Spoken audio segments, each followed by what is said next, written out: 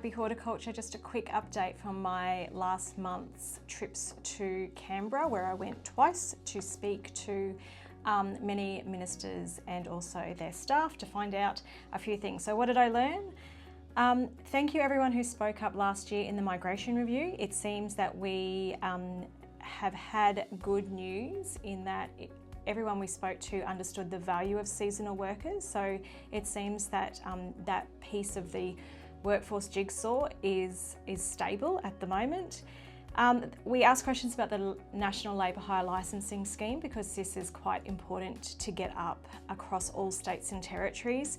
There is an absolute direction that the federal government wants to get this mandated, and they have our support in making sure that it is easier for growers to do their due diligence when it comes to labour hire licensing or licensed labour hire providers.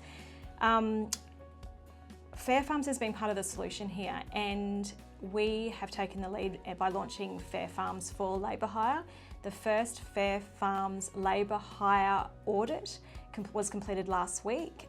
There already are people lining up to go next, and I think they're doing that for the same reason that Fair Farms was put together in the first place, was reputation. And I think that the latest horticulture report by the Fair Work Ombudsman certainly gives labour hire some cause to get on board. So if any labour hire providers would like further information, please call the Fair Farms team.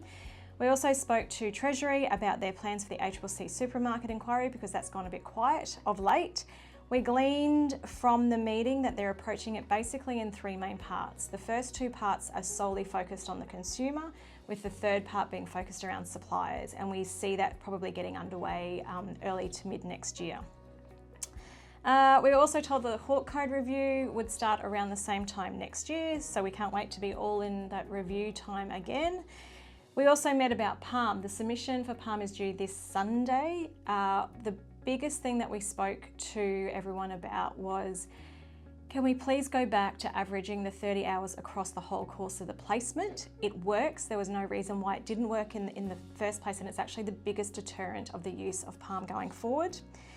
They spoke to us about the National Food Council, and this is the federal government's intent on how they use a strategy to pull all departments together in the pursuit of food security in Australia. It's a worthwhile cause, and it's certainly one that I'll be watching. And finally, if you are after some light reading in all things federal government, they're talking about productivity a lot. Hort Innovation just so happened to release Factors Driving Horticulture Productivity.